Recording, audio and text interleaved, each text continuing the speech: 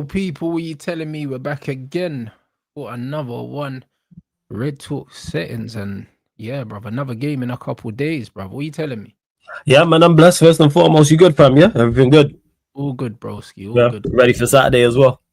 Yeah, yeah. Man's ready, bruv. You know when Man, man's at that stage now where man you just just want to want to get fight. out of the way, blood. You know the ways there, fam. You But were it's like gonna I've say. still got one more training session tomorrow, so Mm, you know what I mean. Yeah, one less session to just the finishing. Like finish sharpening the blade, fam, and you know what I yeah, mean. And then it's time to do a madness on Saturday. But yeah, bro, like I kind of just want to fight now. You know them. I hear it, fam. Yeah, man, I'm just looking forward to it. Shout out to everyone in the chat as well. But yeah, glad you're blessed with that and outside of that as well, man. Every time, and like you said, Nah, big up, another man. game. Like big up the chat as well. You know what I'm saying? Big up the chat. Always, man. It's gonna be a movie on Saturday, bruv. And big up as well for coming all the way down as well, blood. You get me? You and Saeed are making the trip, bruv. So I Yeah, of appreciate course, you, man. man. You get me? Of course, man. Always gotta support the man, them. So you already know what it is, man. So yeah, no problem, man. Whatsoever. Looking forward to it. That's it, bro. Were you telling me from Yeah, I ain't spoken to you since the last performance. What do you make of the last Yeah, performance before we speak about the pending one?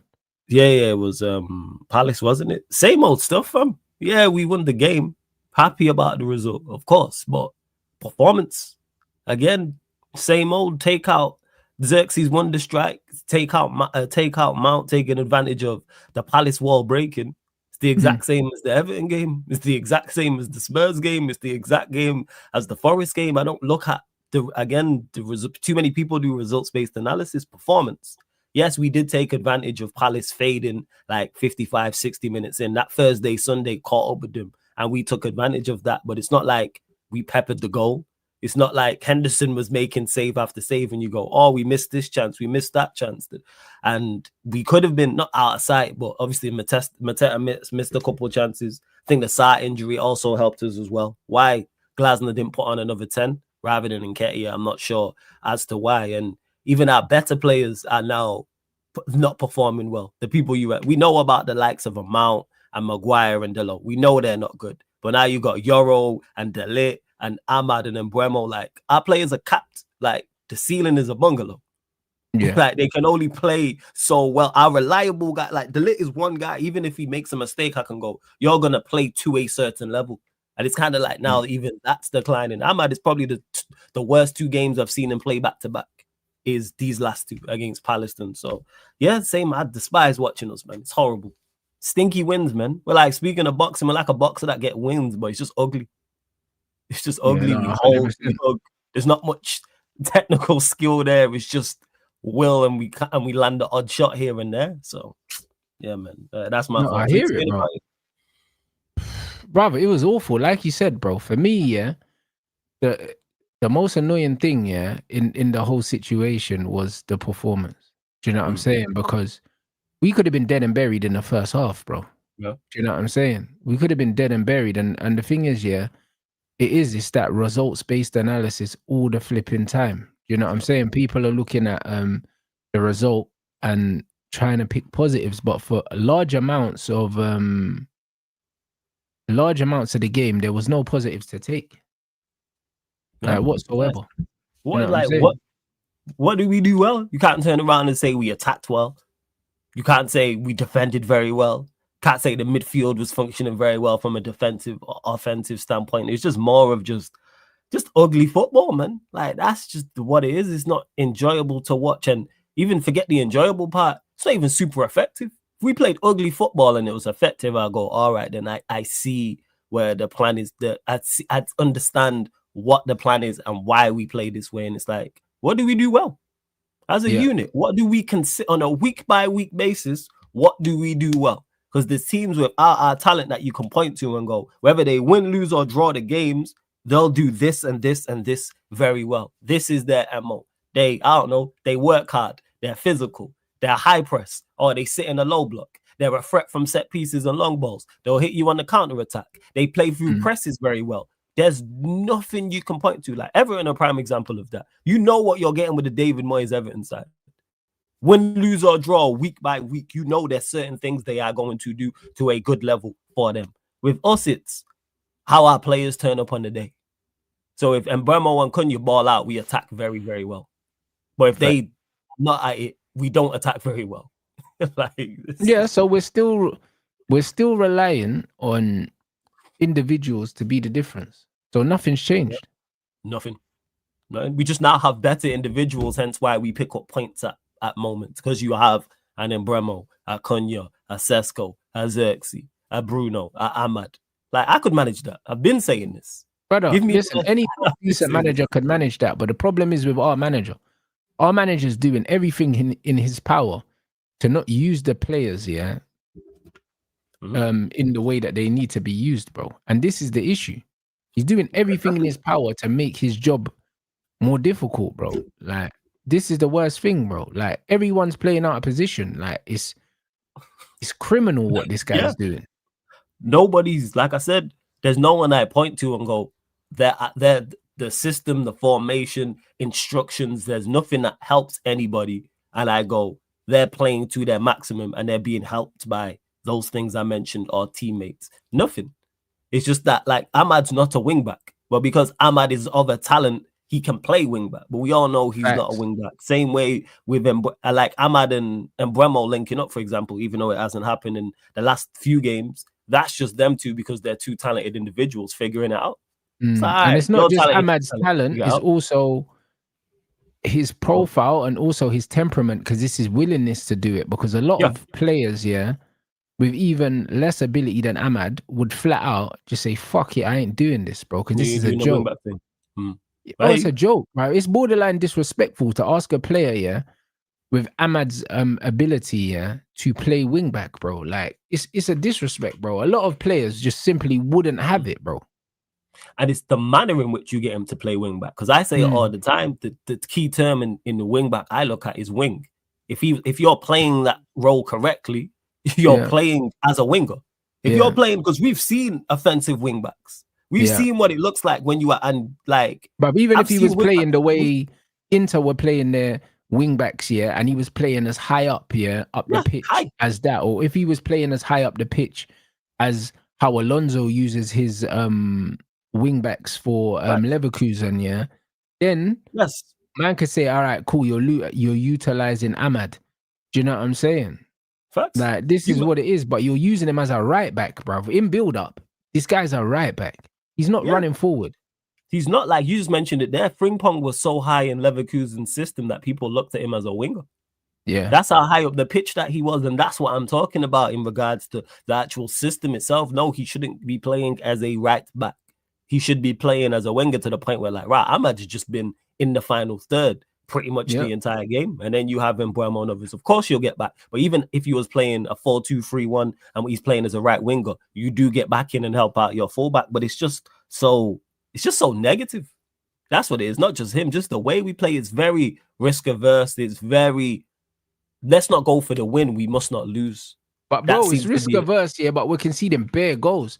This is the worst thing about it, bro. It's like, if we were negative, but we were keeping clean sheets, you could more kind of get me on side. Do you see what I'm saying? Like, you could more get me on side because, bro, I hate, as much as I hate like negative football, I'll be like, you know what, bruv? Like, there's a method to this foolishness. Like, I get it. Yeah, there is. It's like I said, I mentioned the effectiveness. Like, Mourinho did it, obviously. Mourinho in his prime, loved it. Mourinho, one of my favorite managers. Was it the most, like, enjoyable and was it free flowing all the time? No, but it was effective to a point. But yeah, because you could trust Mourinho to stink out a result and get a 0-0 away at Anfield. You could trust him to do that. So as much as like, it wasn't like the most enticing thing to watch at times, it was effective in the sense that he turned up for a point, he left with the point. You know them ones. But Amorim will turn up for a point and end up getting turned over. Blood. Yeah, we get beat 3-1, 4-1. And that's where my issue lies is, you just mentioned it before and others have mentioned it. I've spoke about it. Same way the chat has. We played a defensive formation, but are not defensively solid. That makes no sense. Makes no sense whatsoever. How you play a defensive formation with a back five, be risk adverse, be pragmatic, and we're not defensively solid. Like, that's what I don't get. The whole thing is contradictory, bro. Yeah, like, the whole setup. Ah, man, I lost, man. The whole setup actually makes no sense. Do you know what I'm saying? Because every bit of integrity that the system's supposed to give us, it doesn't give us. Hey, don't give us freaking nothing. Like, it's like, again, we just capped. Nobody's helped. That's my problem. No one, it don't help no one. And then thankfully, I know as United fans, we have more talent in the side to help us actually get results, because that's what it is. We just don't perform well. We just don't play well. That's why even talks of people keep asking me, "Oh, who do you want players?" I want a new manager, because players don't solve this. Will they help? Yes, of course. If you improve individuals, that's 1 + 1 = 2. But it doesn't help overall or long term in the sense of anything meaningful, because this manager is still a detriment to whatever midfielder. If you want to go get Belieber, Watt, and Anderson, go get all three if you want. Yes, it'd be better, but it's still not leading to anything. Yeah, it would still be flawed. Like, even with the players on paper, that we wouldn't be good enough to win. We wouldn't be able to good enough to win anything, because then the manager's never going to be able to put it together. The instructions, the tactical approach, everything. Because look at the attack. We took 2 of the best attackers from the league, people, in Mbeumo and Cunha. Take out the best of the best from last season. They was right in that second group. And yeah, they've scored goals and looked assists and had some good games. Look at where they're at. Big up Temi every single time. This is nasty. I didn't know that was a stat, you know. Fuck.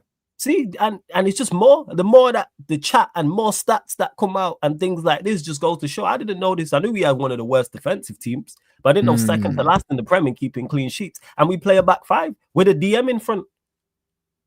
Sometimes 2. So you got 5, 6 defensive players out there plus a goalkeeper. And you're second to last. Don't tell me about people will say, "Oh, your defenders ain't." Let's say, for argument's sake, "Oh, your defenders are not all that. They're average." Get me performing to an average level, then. That's all I'm at. Get us performing to the level. Oh, you asked for too much. No, wherever level you think the players at, get me there. If you think our defenders are above average, get us performing to an above average level or good, wherever the case may be. We just underperform all across the board. Or because we get the odd result, people get gassed up. Oh, we can go on a run. I remember that for Everton, 5-5. We can go on a run, and then we lost the 10-man Everton. All right, man. Okay. Facts. Why are you not confident going into games? Do you watch us play? It's true. You watch us true, and that's crazy, you know. That's actually crazy, because going into that game, I didn't really see it going the way it went, but I don't think anyone did. You know what I mean? But I definitely didn't. I didn't see it going the way it did, bruv. Like, it was nasty, bro. Like, we knew the performance. Just embarrassing. It's just embarrassing. I don't think we expected to get embarrassed to that point, but I think it was the worst result and worst performance. Is it only 1 clean sheet all season? Sunderland, right? Yeah, it would have been Sunderland. Shit, 1 clean, mad. It's we reached a new low in that Everton game. Because not only was the performance bad, they went down to 10 men, and it was at home against the side that don't really score goals. Barry, who was up front, I don't think he's had a shot on target in 15 matches. Their striker. I think it was 13 at the time, but it's now 15.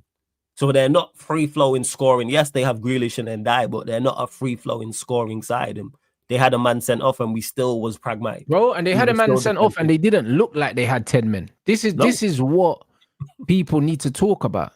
Facts. Do you know what I'm saying? They didn't look like they had 10 men. They didn't look like a side with 1 less man, because Manchester United are not good, at they're not good at exploiting the weaknesses of the other team, bro. Like, we can't even keep the ball. Like, we're a team that functions more efficiently when we don't have the football. So when you're playing against 10 men, you can't capitalize on having an extra man, because you're not a team that thrives in possession anyway.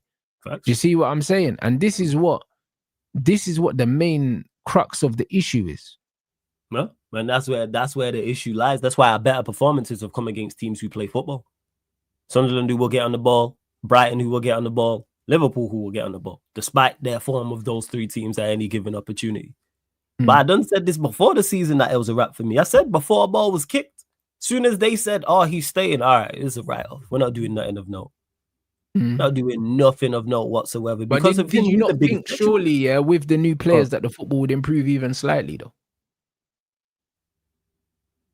Now I thought we just rely on individual brilliance. Yeah.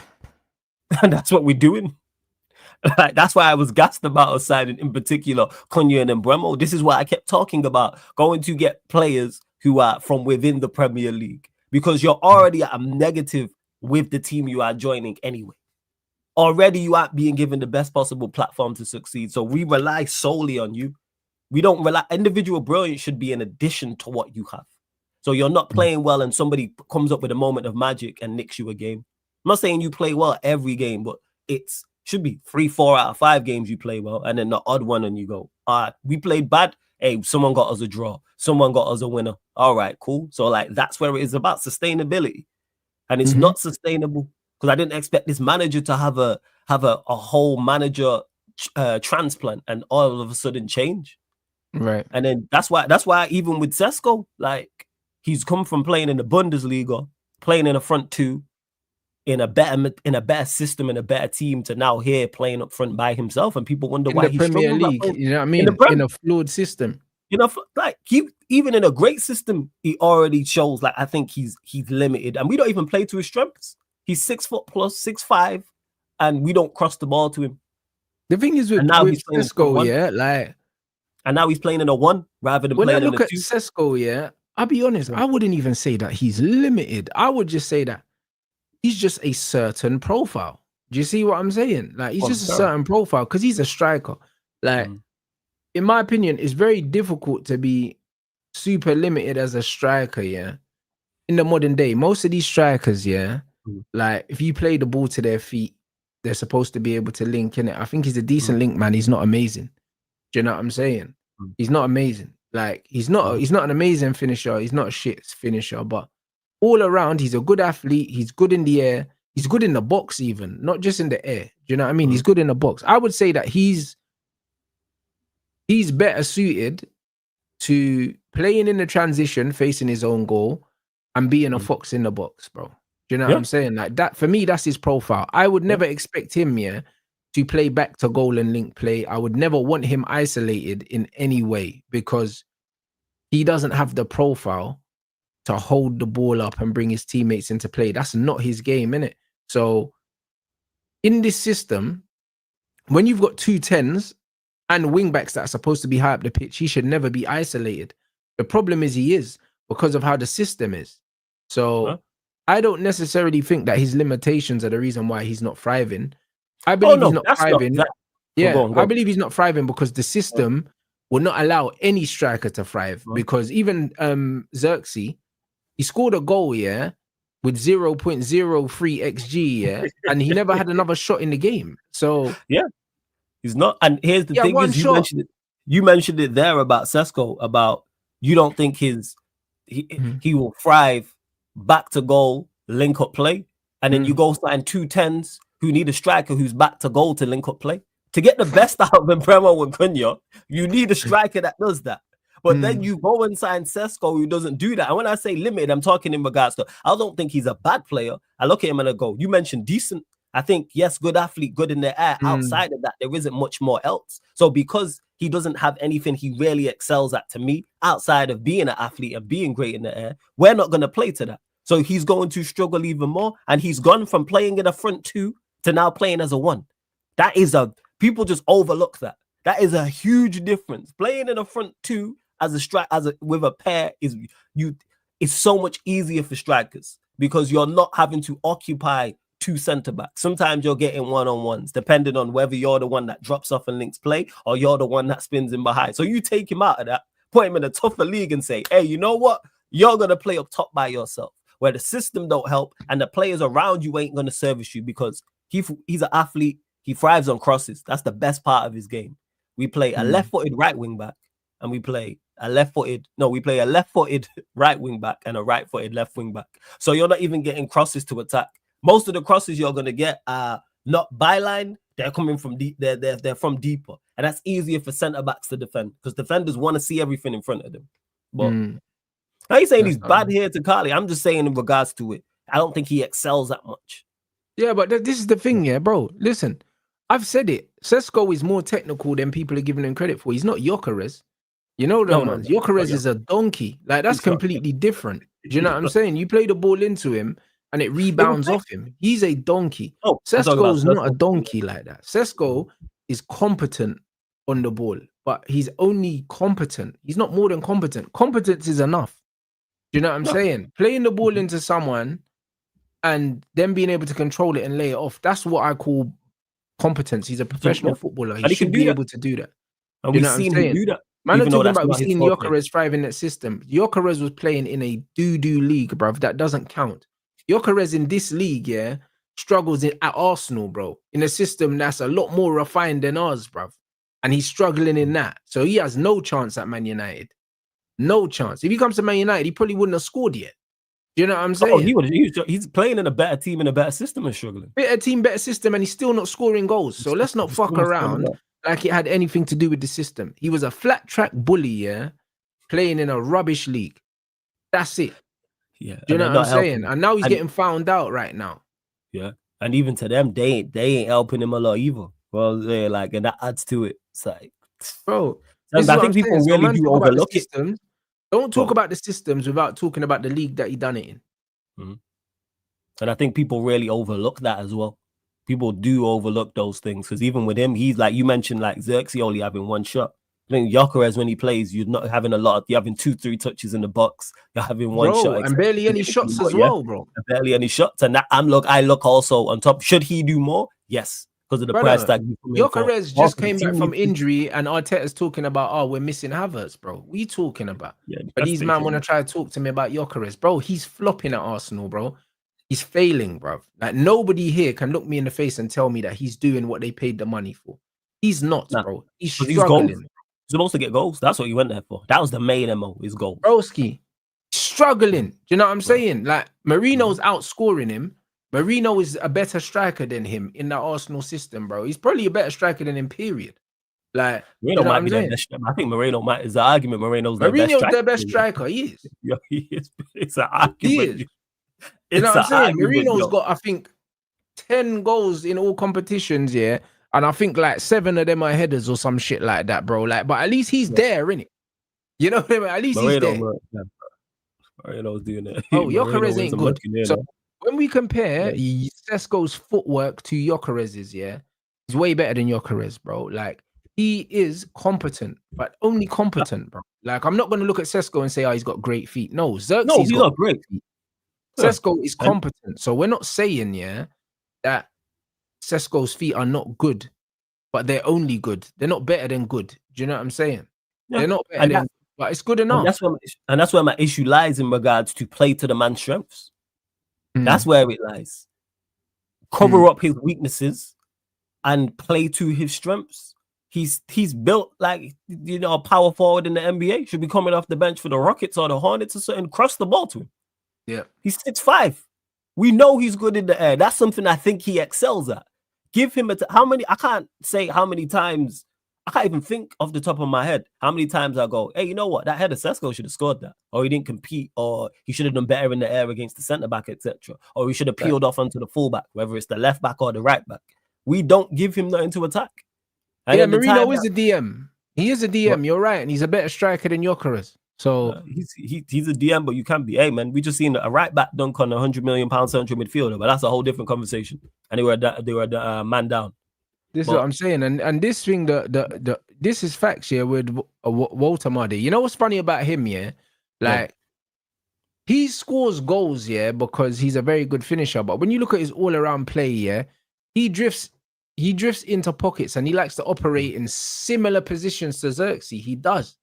Do you know what I'm saying? But Newcastle play into him, bro. Like Newcastle actually utilize him the way he's supposed to be utilized. System. You know why? Because you know what? Newcastle will have either side of him. Runners, pace. So not only is he dropping in short and you've got players to link up with, so whether that's Tonali, whether that's Bruno G, whether that's Joe Linton, whether that's Lewis Miley, he's then got Barnes, Gordon, Alanga, Jacob Murphy, either side of him. Despite people forget what you think about those players, I'm talking profile-wise. All of those wingers I just mentioned will spin him behind. And he has the technical ability to find them. And also as well, they'll cross the ball to him. And he's also a good finisher. I've been impressed with him. I have. I knew nothing about him. Newcastle crossed the ball. And you know what's funny, yeah? Like, Isak was in, yeah? the Newcastle system and he got goals, even though like I don't rate him all round. I don't rate Isak, bro. Like he's struggling at Liverpool for a reason because they don't play for him. You know what I mean? No, Like it's different when you're playing in a team that plays for you and you're the focal point of the team, and then you go to a team where everyone kind of gets a bit of the football. Like it takes an adaptation period, and then you have to have more strings to your bow. And this is just all it is, bruv. Like he was the main outlet for Newcastle, really. You know what I mean? He's not the main outlet for Liverpool, bruv. Mo Salah's the main outlet. Everything goes to him. Like again, we just mentioned about Gyökeres, you mentioned about Isak, not getting a lot of touches of the ball, not getting a lot of touches of the ball in the box, and not getting a lot of shots off. Get the ball to him. We've seen what Isak can do when you get the ball to him, and like Newcastle played into him. If I'm signing a striker for a British record transfer fee, every attack he should be getting the ball. Pass him the ball. When we signed Van Persie, what did Fergie say to the entire team? Hey, get the ball, give it to Van Persie. That's what it should be. But that's how you utilize. That's how you utilize your striker. Period. Yeah, get the ball to him. The fact that Isak's having 4 touches a game, 5 touches is criminal. Pass him the ball. But also, the problem with that is, Van Persie was man's one up front in it. Like now, the wide players are strikers now. Do you get what I'm saying? So now you need to share the ball between 3 strikers instead of 1. So naturally, the central striker gets less of the ball because the middle of the pitch is the most congested part of the pitch, which means naturally it's easier to go out wide than to go into the central player. Do you know what I'm saying? It's easier to go out wide because when you go out wide, there's less traffic out there. Getting the ball into a centre forward's feet, in the modern game, especially the way teams defend, is very, very difficult. They have to physically make themselves available, bro. Xerxes does that well. Altamade does it well. But these guys get into midfield positions to receive the ball because they can't receive the ball on the final man. Exactly what I hear. Exactly what you're saying with that, and then that ties into. I think it's a mix of both. I think the individual needs to do more, and then I think also his teammates and the manager as well. But this all ties into when you are signing players. What are you looking for? Because it don't make sense. You just mentioned it back to the Sesko point. Sesko's forte is not with the ball back to goal, receiving it and linking up play. But then you go and even though he's capable of doing it, that's not his strength. So then you go and sign 2 10s who are best with link up. Keep saying this. And Bremo and Cunha, as good as they are, a best 9 for them is Xerxes profile, people. Whether you rate Xerxes or not, it moved that to the side. I'm talking about from a profile perspective. Xerxes. I think in the modern game, in the modern game, he's got the best profile for a striker. The problem is, the manager just doesn't like him, bro. You know what I'm saying? Because that's not the striker he wants. Exactly, because in the modern game, a lot of the goals come from out wide. So the perfect profile is a Joshua Xerxes, bro. That's the perfect profile. Someone that's a facilitator, because you want goals out wide, bro. You know what I'm saying? Like when you look at Arsenal's team, Saka's meant to get goals. Martinelli's meant to get goals. Do you know what I mean? Like if they had a facilitator up front, they would be calm, bro. Like they don't need a 20 goal a season striker, bro. If their wide players are doing what they're doing. You look at Liverpool, Mo Salah's out there. Obviously, they had Diaz. They don't have Diaz no more. You know what I mean? Even if Wirtz is out there, they need a facilitator, really, innit? Like you look at Yamal gets goals, wide player. You know what I'm saying? Like a lot of these guys that are getting goals, Vinny at Real Madrid, all these guys, even Mbappe's been moved centrally, but Mbappe prefers to play on the left. Yeah, and even that with Mbappe, you add in Goulet, you add in a Masantano example. It's a mix. You need creators and shooters. I think we've discussed it on the show before. But this is what I'm saying. Not everyone can be a shooter, and not everyone can be a facilitator. Someone got to put the ball in the back of the net, but someone then has to create as well. Big up Kenny as well. Big up. Yeah, 100%, bro. But this is why, because they want your wide players to contribute with goals. Something has to give, bro. You can't have 3 goal scorers in the front line. Certainly, you know what I mean? You need creators. You need one of them. You need one that's going to play for everyone else. Yes. Like you said, Yamal's not a goal scorer like that, but he scores important goals. He scores when the team needs him. Rafinha's been getting numbers for them recently.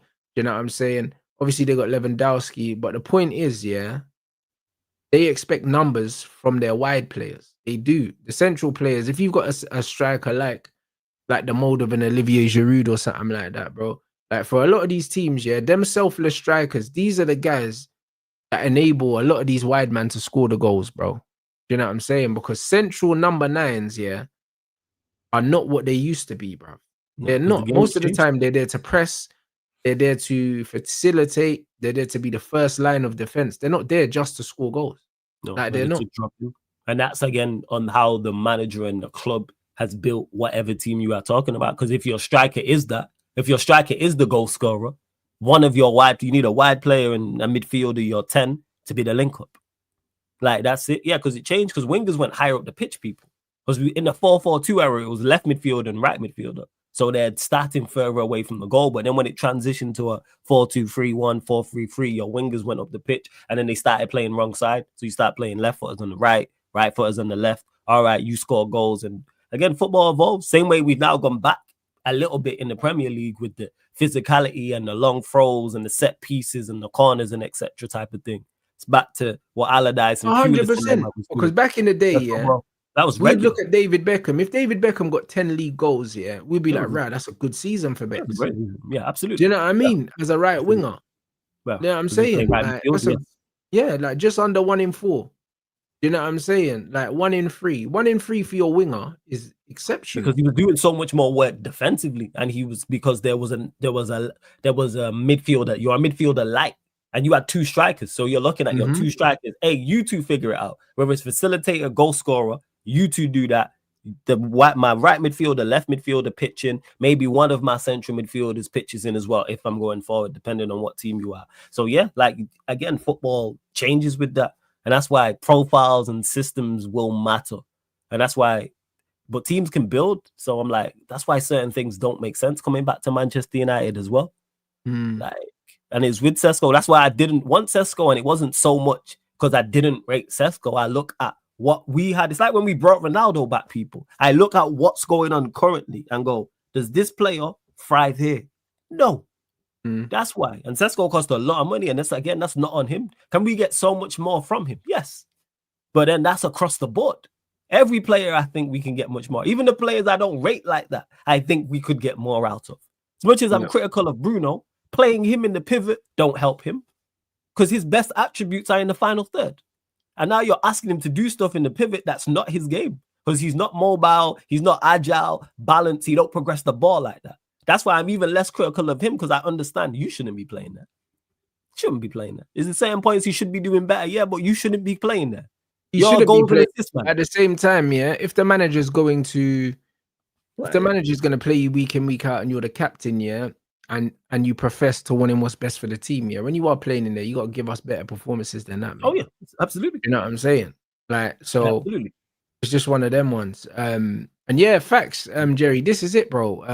Brother, Ineos are dumb. And the thing is, what group chat would no, it was the other group chat, so it wasn't the one that you're in, it was another United chat I got like with some of my brethren. And bro, they put in something about Nice. Apparently, like the fans in Nice ran up in the training ground or was waiting for the team bus when they got back to the place. What did you see it? Yeah. No, I've heard it. I didn't see it. A couple of the players got box up or something like that, and they was looking for someone at the club or something, one of the directors or something. They chiefed them man up. Yeah, they're saying 2 of the players got beat. Again, this is all rumors. I've not seen. There's no video footage, but if you have it, I'm gonna have a look for it. Let us know in the chat. But 2 of the players got beat up. Apparently, someone else got hands put on them. Them 2 players are looking to leave. The manager's looking to resign as well. I hear it. If I'm playing for a team, I get my ass kicked. I'm out. You know what I'm saying? You're supposed to be with me. I'm saying I'm out. Like, that's it. Like, my fans, be aggressive, be mad. Yeah, but once fans put hands on you, that's the line that, you don't, like, I've crossed that. I can do no more here then. Be mad, be angry. But they beat up 2 black players still because I saw the names in it. You know what I'm saying? I did see it was racist. I heard it was racist attacks, actually, I should say. But again, I've not seen the. But this is what I'm trying to say, bro. So reports. Let me have a look. It's still Nice, bro, and that's still Ineos. You get me? So it's one of them ones where, bro, like the Nice fans are not happy. I read that they dropped to 6th or something. Is that correct? Are they 6th in the league or something like that, guys? But apparently, them man are fed up. So Yeah, bro, it's crazy. And this is what I mean about the way that teams are getting run, bruv. You know what I'm saying? Like the way teams are getting run, yeah. Like when Now you from look at their 10th. United, Their what's 10th. that? Oh shit! Nice, their 10th. Wow, yeah, that's worse. Yeah. They've dropped. Yeah, I don't know what their goals were at the start of the season. I don't follow Nice like that. I'm gonna have to do some research. I don't know what the fans expect. I don't know how they did in their window, etc. I don't know what the plans were. But yeah, they're 10th currently. Let me see if I find this. But yeah, go on, fam. Carry on. This is what I'm saying. So they're 10th, bro. So that Ineos, bro, it's one of them ones where, bruv, I'll be honest, yeah, all eyes are on them, bro, because they should have sacked Ruben Amorim after the Tottenham game, bro. All the stuff that's going on, yeah, like there's been no progress. Like, man need to cut the crap. Do you know what I'm saying? Like, we have better players. That's about it. The football hasn't got better. The team don't look like they understand any more now than they did last season, yeah? What they're supposed to be doing. Or, let me not even disrespect the players like that. And that they don't understand. Bro, what they're being asked to do simply does not work here. No. It doesn't work here, bro. You know what I'm saying? We're seeing that. All the evidence tells you that. The performances and the results tell you that. Yeah. Watch us. Yeah, because bro, like we shouldn't be buying players, yeah, to suit the way the manager plays, bro. You know what I mean? We shouldn't be doing that for the we need to be buying players, yeah, that the club need to have, and the manager needs to work out the best way to utilize said players. Like this is what he should be doing, because as a club, yeah, we should be recruiting for the future of the club. That's what we should be doing. That's what Chelsea do. You know what I'm saying? And that's what a lot of teams do. Like they're recruiting for the future of the club, whether it's the financial future of the club or the current future of the club. The manager has to use these players. He has to work out how to use them, bro. And we spoke on that because when you are approaching a manager, that's top of the conversation. Like in regards to what we want should align with the manager. Our footballing ideas should align with the managers. All right, we want to play this formation, this system, this way. And the manager should go, yeah, that's similar to what I have. But here's my tweaks on it. That should be a conversation between both parties. As much as we interview managers should interview the club to go, all right, are we on the same page? Because this is what doesn't make no sense. And this is why I would love to be in there in regards to the conversation. Xerxes and Maino are the prime examples. The club clearly rate these two players.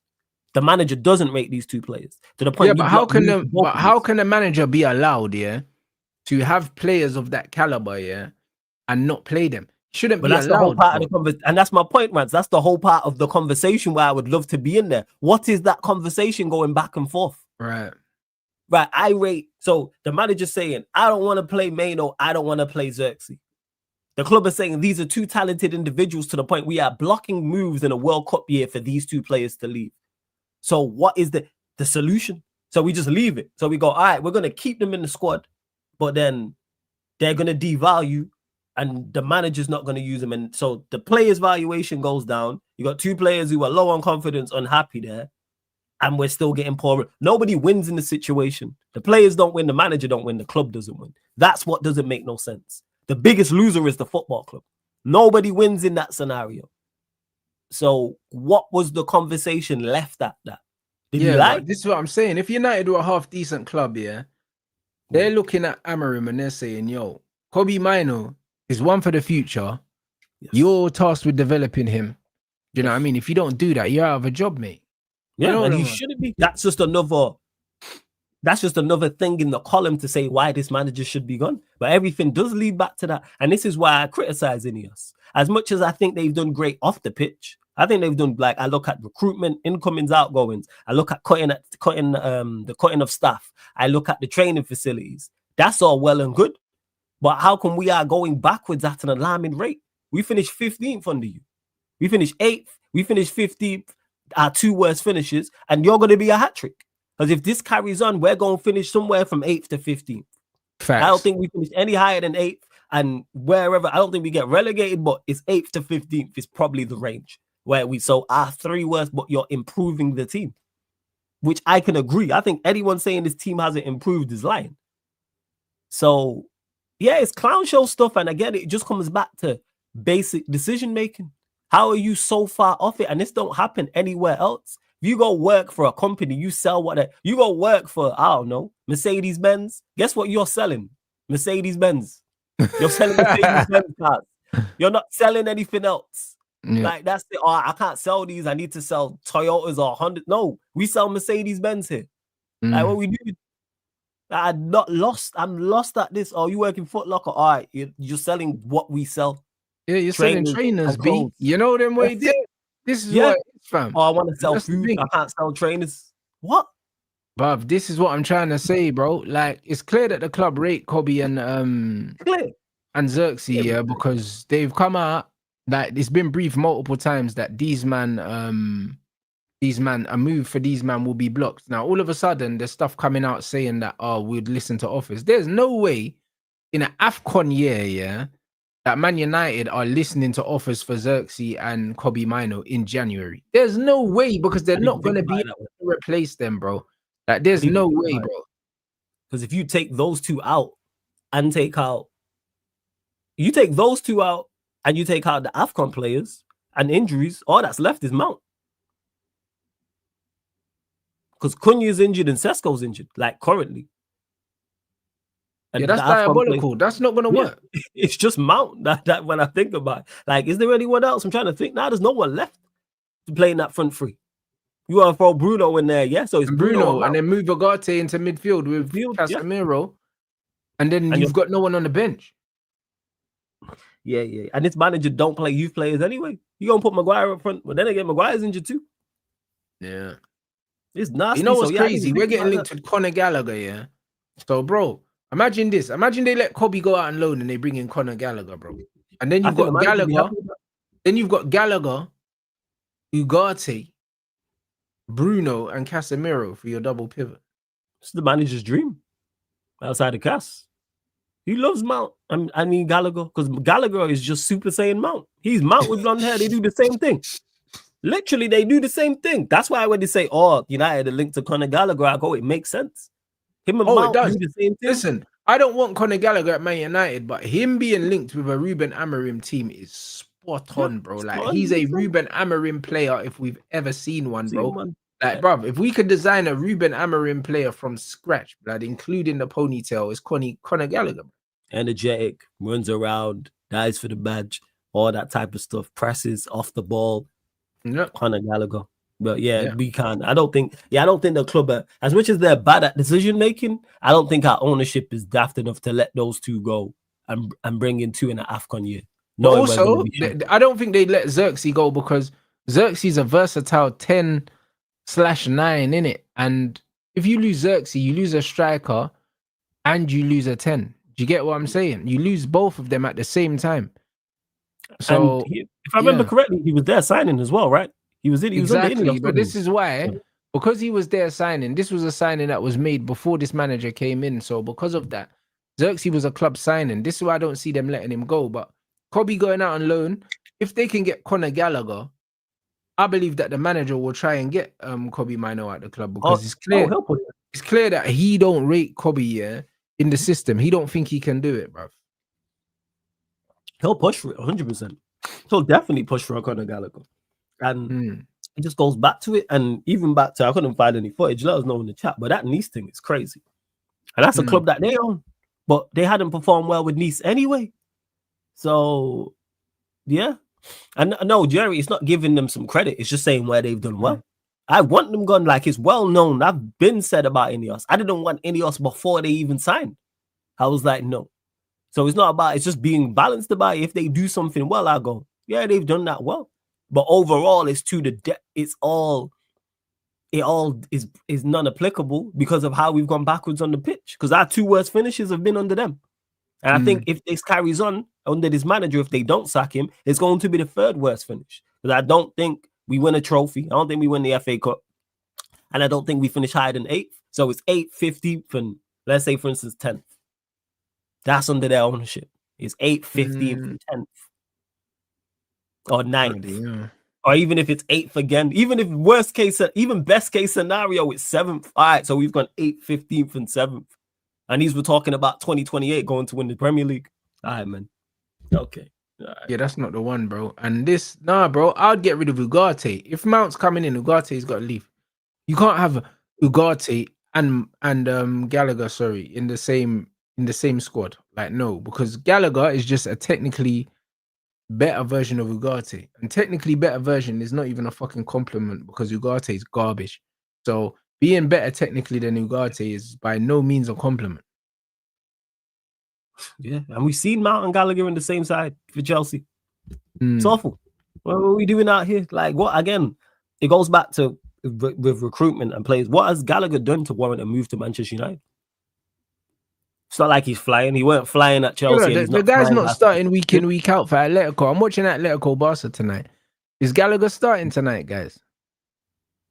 I'd assume not, but I could be wrong. Because from what I've been seeing on social media, he's not even starting every week for them. Yeah. But yeah, we should like go get people's best players. Go get players. And to be fair, if he was starting every week for them, yeah, he probably wouldn't want to leave. You know, like that. Yeah. So I don't even know how it came about that he ended up there in the first place. Do you know what I'm saying? But you couldn't look at his stint at Atletico as being a success, bro, because the fact he wants to leave already tells you all you need to know. That means it's not going well over there. So we're again looking at a player that can't get a kick for his club. Make it make sense. Make it make sense. My Lord. I'm tired. Conor Gallagher. Man said he was a captain of Chelsea. Bro, he went from captain of Chelsea to getting splinters in fucking La Liga, bro. And then Man United want to fucking save a hole, blood. You know what? He was captain of Chelsea. And what did Chelsea do in that period? Bruno's captain of Manchester United. What have we done in that period? Just because you're a captain of a place. How successful did you captain the ship? Being a captain of the ship is all well and good. What did you do on said ship? You crash it on some rocks and it went down like the Titanic. It weren't successful. Was it? Like, what are we doing out here? Because we criticize Bruno, and rightfully so. He's the captain. What did he do? Ask Chelsea fans if they take him back. There you go, people. Yeah, they got Caicedo, Lavia, Reece James, and Enzo. Ask them. Yeah, it's probably an overwhelming no. Andre Santos there now as well. Ask them. They don't even make their bench, but yet we're like, all right, Conor Gallagher. There's a reason. But the thing is, yeah, if Chelsea fans wouldn't take him back, why the hell are we looking at him? Yes. Why? And it's not even a debate whether they take him back. They won't even be like, hey, you know what? Maybe. Thinking about it, Thinking about it. Like, potentially. No, they ain't trying to see him. Looking at 22, 23, 24, 23, 24 was the 2 seasons he spent at Chelsea. So he's there literally 2 years, like playing regularly, and didn't pull up any trees. When one of them seasons when Chelsea finished 12th. It was almost to their play. To be fair, God has been good when he plays. It was almost their player of the year last season. You Atletico, Fairs. Yeah, well, if he was almost their player of the year last season, yeah, and now he's not playing at all, bro. Like, yeah, by all means, you can let me know what went wrong, innit? Something's gone off. From player of the year to, something's gone wrong there. That's what I would say. I want him on loan because the loan move is what I've seen most prominent. I ain't trying to see Conor Gallagher. Forget all that, man. What we do? Started 2 games this season. Yeah. There you go. So there is highly concerning. Looking at that with one eye flipping open.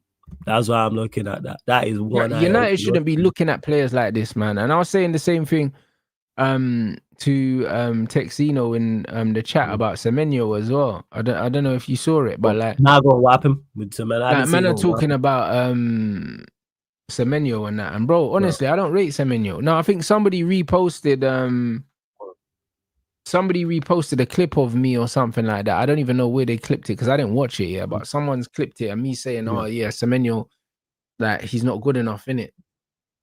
And that Kudus is better than him. It was probably from my watch along for the Spurs. Was it Spurs or Chelsea or something? I can't remember, but somebody clipped me in it. And Musa put it in the chat saying, oh, Rants, like, well, go on for this. And I said, bro, Kudus is better than Semenyo, bro. Like, he is. But I don't think that's a hot take. The thing is, Semenyo, I rate Semenyo. I think Semenyo is a good player. Get him and do what? We're beyond players, people. It's not just a player thing. So we do. Does Semenyo improve us? Yes. Will he help Manchester United? Yes. But again, nothing substantial. It's nothing significant because we wouldn't get the best out of him. And Bremo's better than Semo. Semenyo, sorry. Look at what we're doing with Mbemo and Cunha. And like I said, I think Gooders is a good player as well. What? See, someone said it was on TikTok. Somebody shared it and it was on Twitter. So that means that people have been sharing it. And this is what guys do. You know what I'm saying? See, that's what I mean. Someone saying TikTok, someone saying thing. What they do is they'll see man talking about something, and anything that man think is potentially a hot take or something like that, man will clip it and put it out there with no context to the whole conversation. So the bottom line is, Semenyo for me. What does he do here? Who's that? Semenyo. But this is what I'm saying. What, wing back? Like, what does he do That's here? what men are talking about. Men are talking about Semenyo wing back. He might as well be a wing back. Or left wing back. He might as well be a wing back because, bro, he reminds me of like an Antonio Valencia, bro. Pace and power, like, do you know what I mean? Like, just calm technically, no better than calm, bro. Like, do you know what I'm saying? Like, he's not this world beater that people are trying to make him out to be, bro. He's similar to like an Adama Traore, do you know what I mean? Just with a weak foot, bro. Like, this is the reality. I think he's a good player. That's it. Currently, right now, I look at him. I like Semenyo. I think he's a good, but again, back to us, left wing back. Really? What's that? Really? Like, that where we at with it? Wing back. All right, man. Okay. No, because they're saying they want an Ahmad on the left-hand side, innit? Do you know what I'm saying? So that's just another IC3 that can run for 90 minutes. And he can, and again, does he improve us on that side? Yes. But we're not going to get the most out of him. We're not. Yeah. Like, it's just, all right, man. What? Because we see how this manager works with Ahmad. So what's he going? He's probably going to do the same with Semenyo, and it's going to be, look at Semenyo. We're playing him. He's playing as a left back, pretty much. We know how this system works. We don't get the best out of Ahmad on the right hand side as a wing back. So clearly, it's not a talent issue. So you're going to get Semenyo, and then he's going to do the same that side. That's what don't make no sense to me. Again, good player, yes. What his ceiling is once he gets his move, we'll find out. But he probably for the, you know what, the money would be good. That's why he'd be like, profile, let me move. But yeah, I don't know, man. I'm just lost.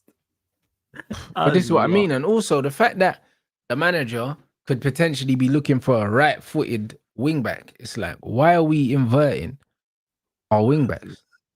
It's just because he's not even a crosser of the ball like that. That's not his game. That's the thing. That's not Semenyo's game. He's not. I've seen him play right wing. I've seen him play left wing. But like being a cross, he's pace and power, direct, takes his man on, attempts to get goals and assists. But crossing the ball ain't his thing like that. So we're just gonna cap him. It's the only not a thing player with Semenyo is like, if you did buy him as a wing back here and you sack this manager, he's an actual winger, and we ain't really got wingers. Yeah, so, he's a winger because that's where he plays. Useful, yeah, in a 4 at the back, because you can use him as an out-and-out winger in it. So, yeah, bro. Like, there's pros and cons for signing him, but personally, I'm just not a fan. I'm not a fan of that profile of player. No problems. I'm not a fan of that profile of players for Man United, because if we're looking for wide players and we're looking for the best of the rest or something like that, yeah, and we would be open to sacking this manager, bro. Like, they want 65, 70 million, yeah, and then, bro, like, Njaya Everton's not gonna cost that. I'd rather go fucking dash down some money for him, bro. If I'm playing a 4 at the back.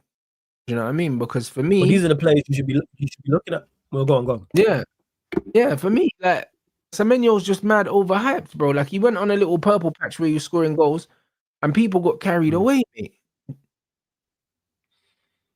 Yeah, it's kind of because his goals and assists have slowed down. Now it depends what you're looking for. If it's a back four, I'm much more open to it. But that's most players, because I think he's good. We've seen in the Premier League, but what are you signing him to do? What is it? Because he can play. Obviously, he's predominantly plays from the right wing, but he's capable of playing over the other side. So, what is the plan? What is the price tag? That's always my sticking point. Because we would be signing him as a squad player. So, therefore, I'm not looking to spend 65, 70 plus million on him. Right. So then that's when you would look at saying that Semenyo's form has dipped. Bro, I wouldn't even necessarily say that his form has dipped. He's playing at his level now. It's just that he just started the season playing above his level, bro. You know what I'm saying? And the team probably leveled out as well. Yeah, bro. But this is why I think they're 11th now or something. Someone said earlier. So it's just one of those ones. But that tells you everything you need to know, bro. That's about where they should be. Well, because individually, like I've said, it's about Bournemouth, and this is why I rate Areola. Individually, that team is not great. It's not good. It's from an individual standpoint, it's one of the worst in the league. From an individual, if you blanked out all the names of the teams and said, all right, here's squads, here's 11s for 11s, that's low. Take out the relegation sides, it's 15th, 16th. If we're just saying from an individual away from the relegation sides, if you take them out, start looking at the rest of them, yeah, they're right there. Yeah, they're right there. So, like, with Semenyo, like, to me, again, this manager's got me. Again, even though I rate him and I think he's a good player, this manager's got it so bad at Manchester United. It's kind of, I don't care who we sign because they're capped. Like, that's where I'm at. Like, I feel like I'm just, you bought me a PS5 and then there's no controller. That's how I feel, man. Like, that's how I feel. I feel like that's what it is. Like, I'm just stuck on the loading page and that. Yeah, it's just stuck on the loading. Like, that's what, like, it could be so much better. Like, that's where I'm at with it. And again, Semenyo, people, I think he's good. He's someone who definitely could be a good player for Manchester United, just not under this gaffer. And that's insert player name here, whatever central midfielder you want to, whether it's Wharton, Baliba, Anderson, Stiller, whoever. I think they're all capped here. There's a ceiling that they ain't going to get past. Will they perform to a certain level? Yeah, because they're other individual quality, but that's it. And Bremo and Cunha are the prime examples of that. Two players I rate. I think they're very good players. And we're watching them be capped. Literally. Delete anywhere else plays at a better level because he's just consistent. And he's been decent. And Delete has been like one of our most consistent players this season. Because of his other certain... And he's being capped. Bro, facts. In spite of like how the managers got him overlapping, bro. I see Luke Shaw overlapping left centre back, bro, in the last game. I'm thinking, brother, like, why can't this manager do anything straightforward? Why is my left centre back overlapping, bro? And my wing back's inverting instead of my wing back just overlapping, bro. You know what I'm saying? Wing back should definitely overlap. Inverting wing backs is one of the worst things I've ever heard, man. It's diabolical, bro. It's actually diabolical. And big up Jerry, man said. Explorers, man, talking about Anderson Belay, but they're gonna come out here not do anything if Amarim's here. Yeah, they'll cut. They'll improve us, yes, because they're better than what we have. But it's not just the individual quality thing because our team is already severely underperforming for what we have talent-wise. Wherever you have us, we have one of the better teams in the league, people, from an individual standpoint. But we don't as a team overall, and that falls on the manager. Falls on the manager, man. And Bremo, couldn't you get into most sides in the league? Not everyone, they get into most.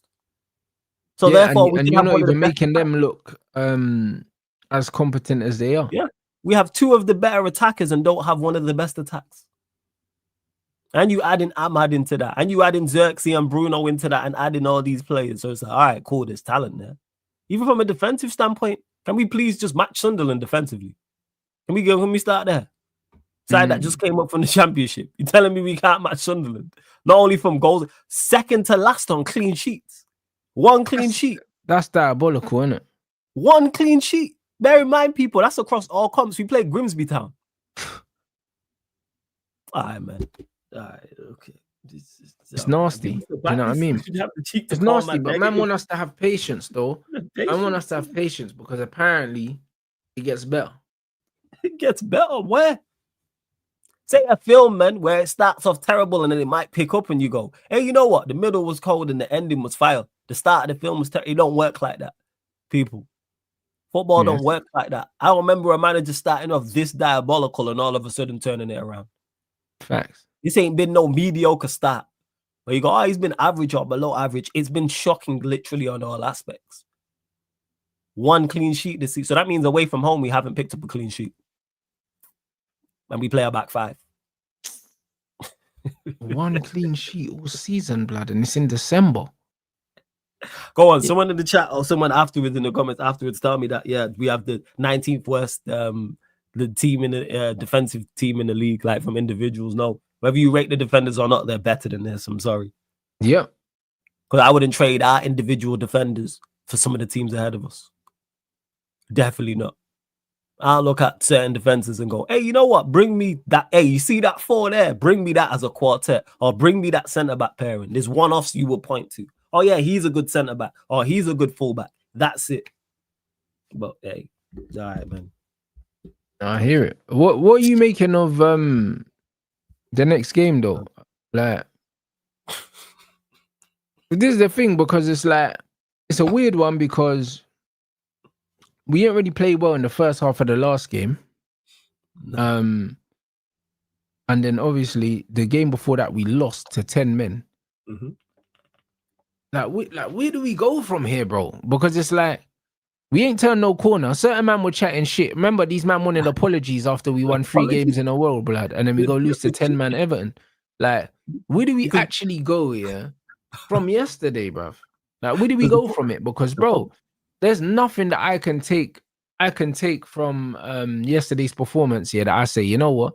This is the reason why I believe we don't beat West Ham. We've turned the corner. We're gonna move 30 in the next performance. Ugly. That's what it is. Where do we move here? We just continue to circle around in this low level of hell. The football in hell. That's where we're at.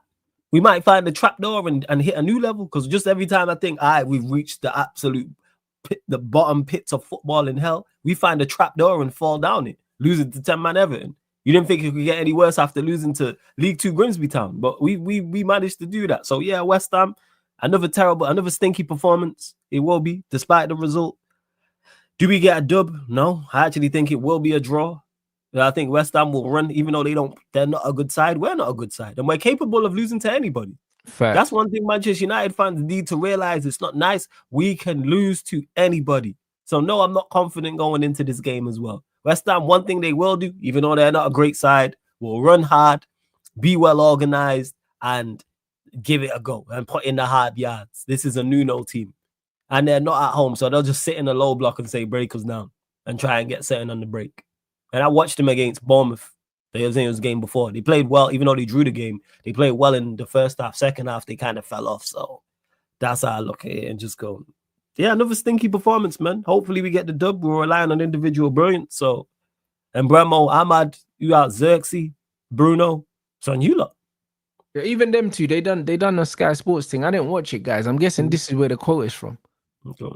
But man said we lost a lot last season. We are going into games thinking we'd already lost. This season is different. The mindset's changed, different energy. Man said we think we can win. I guess it's win the league, I think, because I saw that comment. Brother, man come out and said, yeah, man were going into the game thinking they'd already lost, bro. Brother, what? Like, bro, that's crazy, bro. Like, if you're going into a game thinking you've already lost, the manager needs to be sacked, because broski, that man can't motivate his team to go out there and win games. Nope. And we seen it. We watched it. I can believe that. Because I was going into games thinking we'd already lost. And I'm not even out there. I'm on the sideline. This is what I'm saying. Ahmad's got this just happy to be here scrub mentality. I can't lie. He's a player that I like, yeah, but his mentality is questionable, bruv. You know the ones, because he says weird things like that. Man posted something on his story about suffering and all these things. Now he's talking about, oh yeah, we're improving and all them, bro. Like, he's sipping the Kool-Aid, innit, bro? Because like man has to do this Amarin prop here to keep his ass in the team, bro. I think, you know what? I think it's also on top of that. I think that he's just happy that he's playing with better players. Hey, you know he's what? Playing with better players, but also, yeah, he's actually playing now. Because remember, under all the other managers, yeah, he's pretty much been frozen out, blood. So now the new manager has found a position for him, even though it's not his favored position. At least he's playing. You know what I'm saying? He's over the moon to just be in the squaddy every week, bro. You know what I'm saying? So man's doing the scrub thing, bro.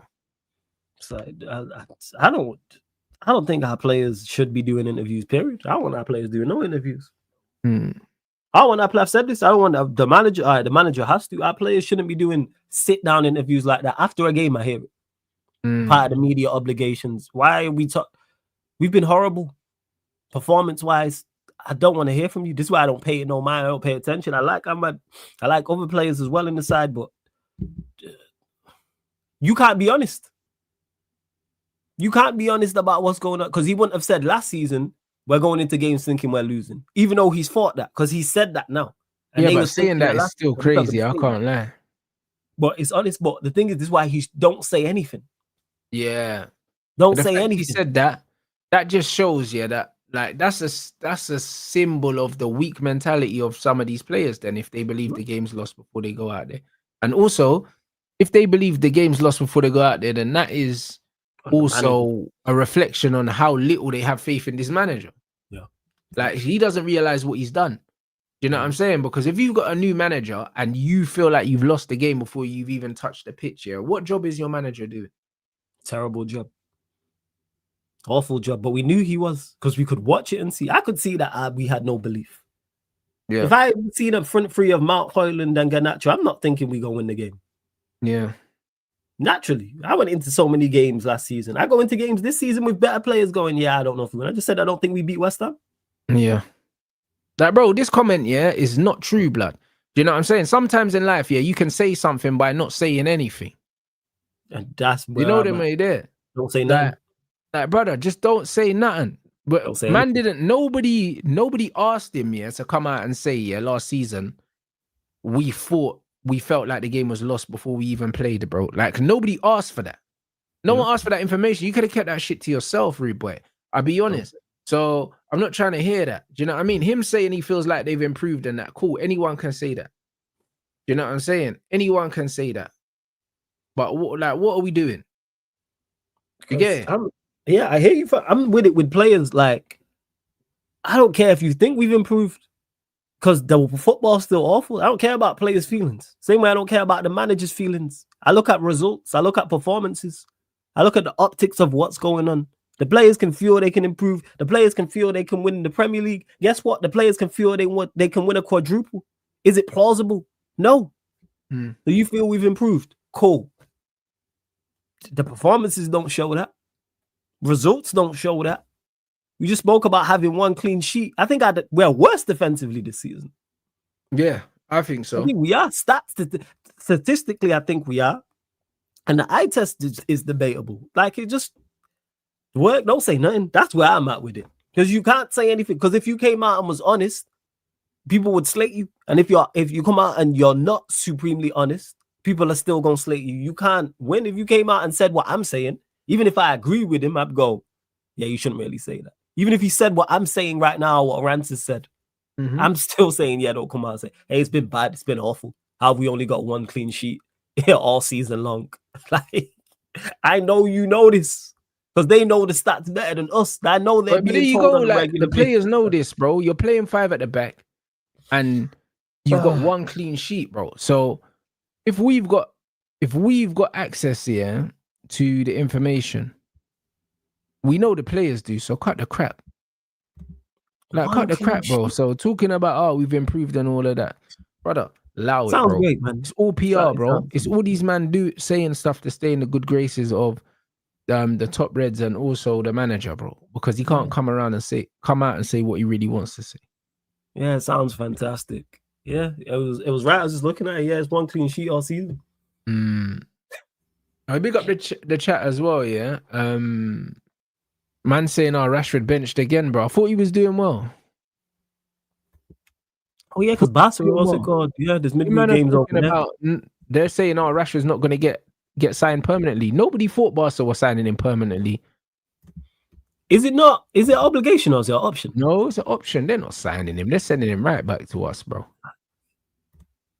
Ooh, Barca Atletico. Yeah, that'd be decent still. Yeah, that's what I mean. That's what man's watching at 8 o'clock, people. Do you know what I mean? But now it's a mad thing, bro. Do you know what I'm saying? Like, Rashford is getting sent back to Manchester United, bro. Barcelona are not playing, yeah.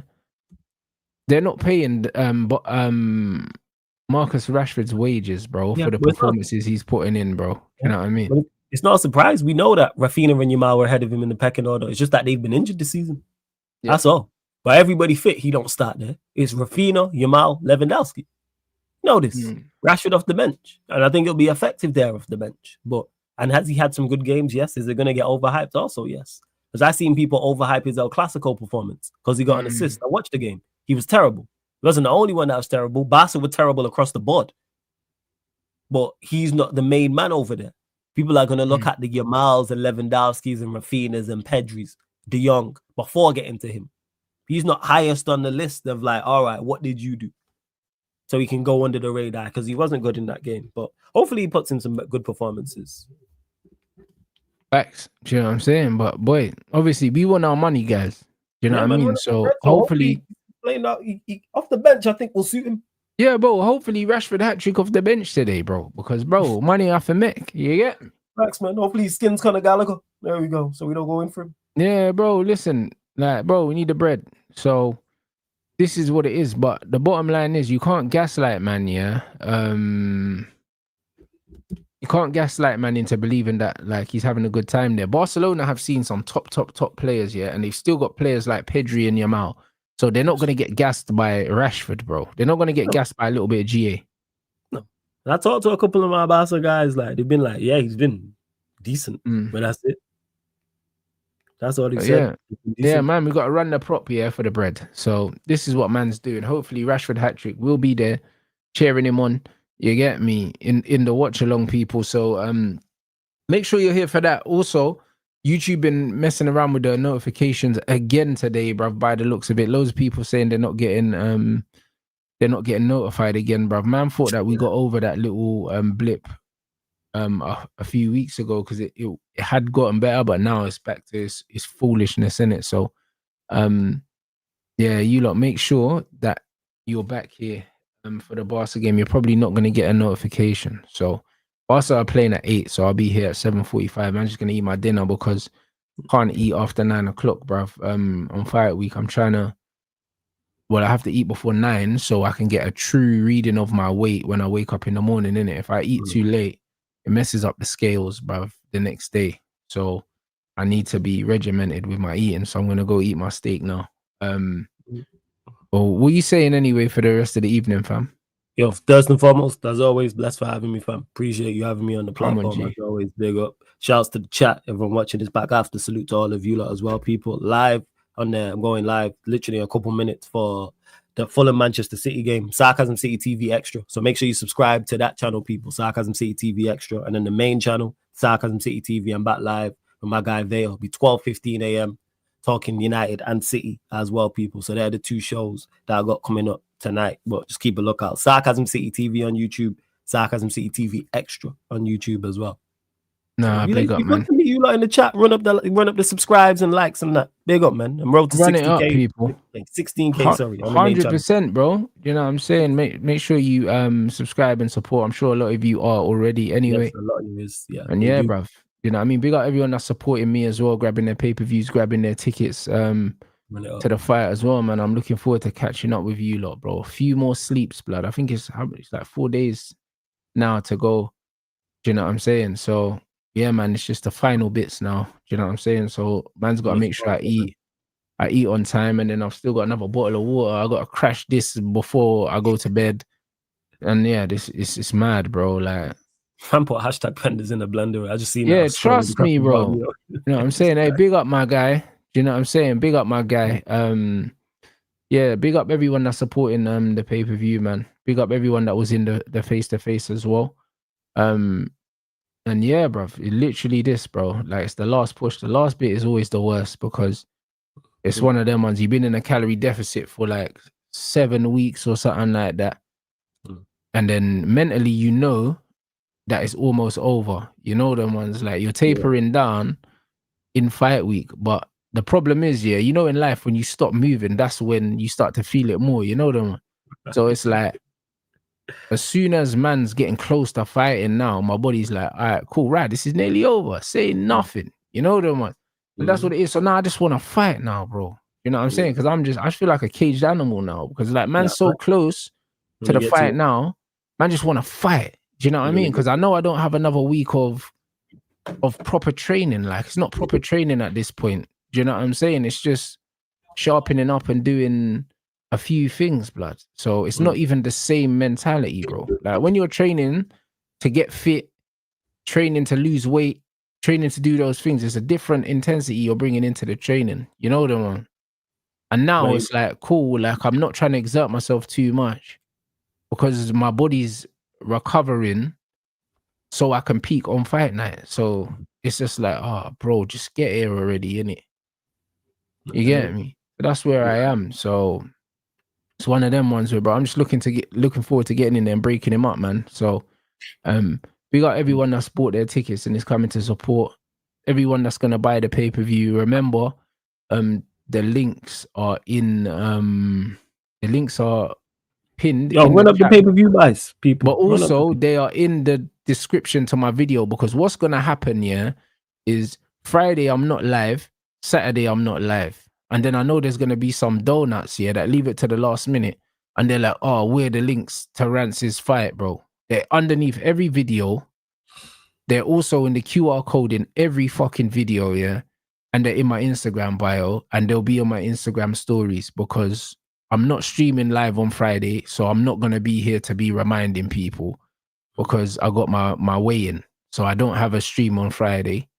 The stream is gonna be the weigh-in and the press conference, and then on Saturday, I might stream Saturday maybe in the morning, because my fight's not to the evening, and I'm probably not gonna get to the arena till 7. So if there's an early kickoff on Saturday, maybe I'll do that. Do you know what I'm saying? So, or on Saturday? Yeah, that's the. All right, cool. Well, I'm doing the Villa Arsenal on Saturday then. So, but then that would be my last time to remind people. Do you know what I'm saying? But literally, like, man, don't need to spoon feed you lot. You lot are grown adults, blood. Do you know what I'm saying? So we don't need to be doing this now. I said, do I need the Discord? No, you don't need the Discord to watch it, but everyone that's bought a pay-per-view or a ticket has been added into the Discord, innit? And the Discord community is just going to be like a small separate community away from YouTube, innit? Where everyone that's obviously supporting, man, can link up there. And also the people in the chat, especially if they're going, because there's going to be loads of people that are going in the chat, and a lot of people are going on their own, innit? So they can link up with other people that are going on their own, so they don't feel like they're on their own. Do you see what I'm saying? So it makes sense to be in the Discord, bruv, because there's bare people that are just coming one up. Do you know what I'm saying? But there's enough of you lot that you lot can link up, because you chat to each other in the chat anyway. Anyway, you might already talk as it is. Oh, yeah, you already talk as it is, so you might as well link up in real life like normal human beings. You know what I'm saying? So, you get me? So, man will use the Discord for that. See, man saying the chat is moving mad. Bro, so I've heard the Discord chat is lively. So, yeah, you lot do that.